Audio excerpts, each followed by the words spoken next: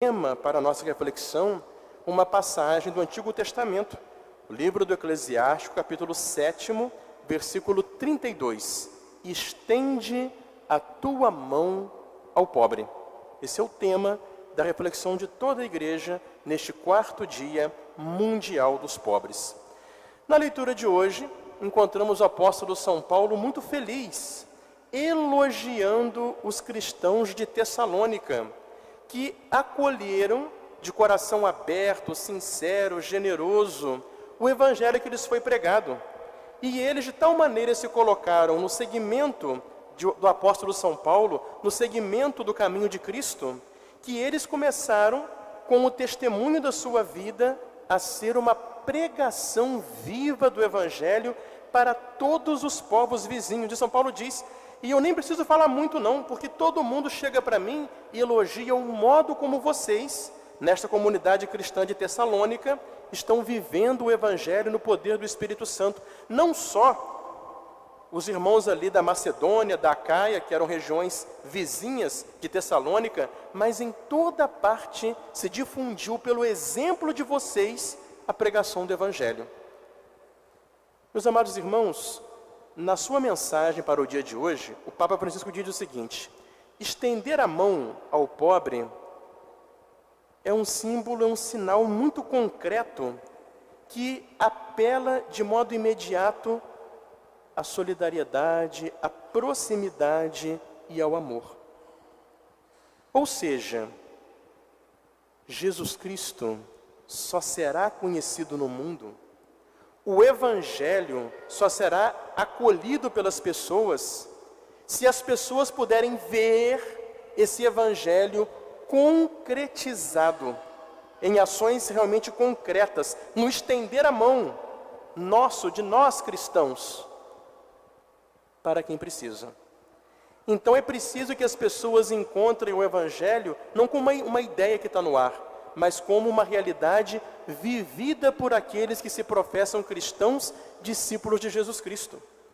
Então essa é a grande lição que São Paulo nos dá nesse elogio que ele faz hoje aos Tessalonicenses e nesse tema hoje que o Papa Francisco nos dá nesse Dia Mundial dos Pobres. É preciso que o mundo veja o evangelho concretizado no nosso modo cristão de viver, no nosso modo cristão de tratar nossos irmãos, de tratar o nosso próximo. E o Papa Francisco, ele vai falar um pouquinho para nós do contexto dessa citação que ele escolheu como tema desse Dia Mundial dos Pobres. Essa citação é do livro do Eclesiástico. Esse livro, ele foi escrito 200 anos antes de Cristo por Ben Sirac. Ben Sirac era um judeu que viveu um momento muito difícil. Naquela época ali, o povo judeu estava sob dominação estrangeira, dominação dos gregos, dominação de outros povos que estavam querendo impor os costumes pagãos para eles. E o Papa Francisco lembra que Ben Sirac, num momento de dificuldade, de sofrimento, de luto, porque muitos judeus naquela época foram perseguidos e mortos por estarem mantendo a sua fé na religião do Antigo Testamento, que era a religião verdadeira, em meio àquela situação de sofrimento, de luto, de dor, Ben Sirac, como um homem profundamente enraizado nas tradições dos seus pais, as tradições legítimas do povo judeu, do povo de Deus, ele procurou então rogar a Deus que lhe desse a sabedoria.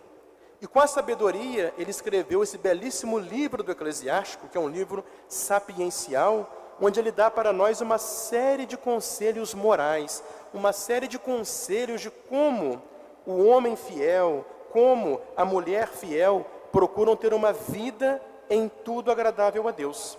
Então é no contexto desse livro que o Papa tirou esse conselho, que é o nosso tema de hoje.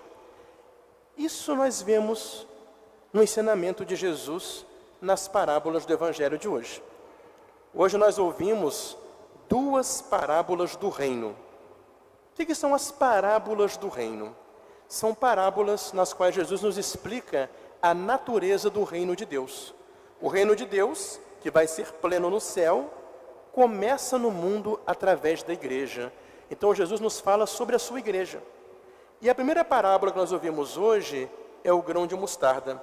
Essa igreja que começou pequena como um grãozinho, uma sementinha de mostarda, mas que uma vez plantada, tornou-se uma grande árvore. Jesus quer mostrar com isso que essa grande árvore da igreja está enraizada numa raiz que é sempre a mesma. A raiz de onde a igreja tira a sua luz, a sua sabedoria, a sua força, a sua vitalidade. Qual é essa raiz?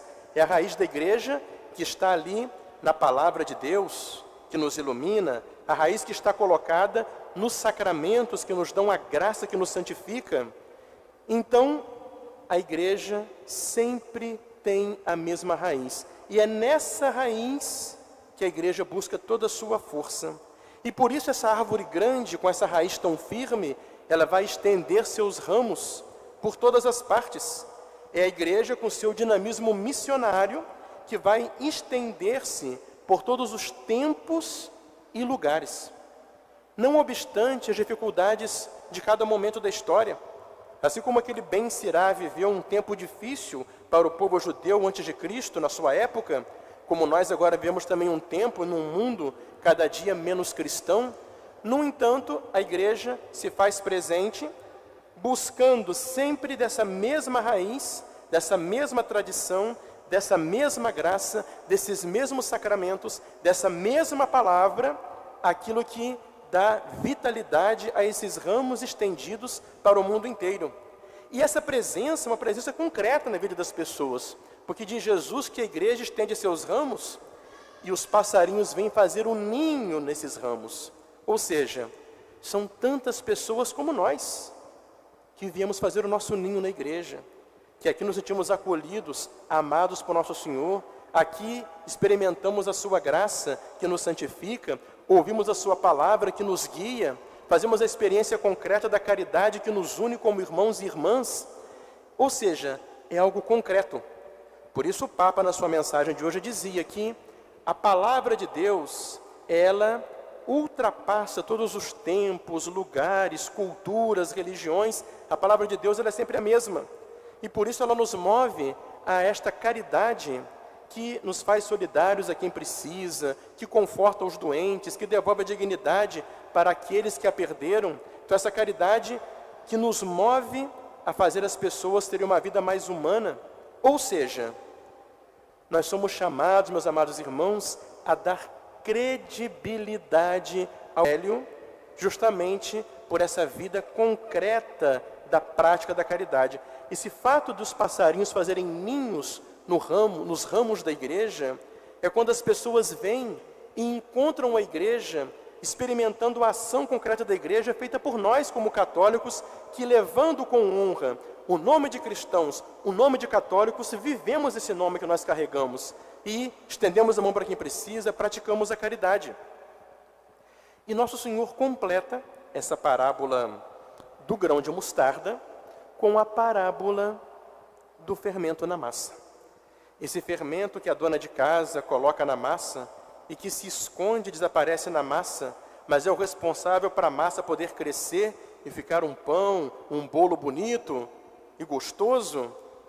Isso é o grande segredo da igreja.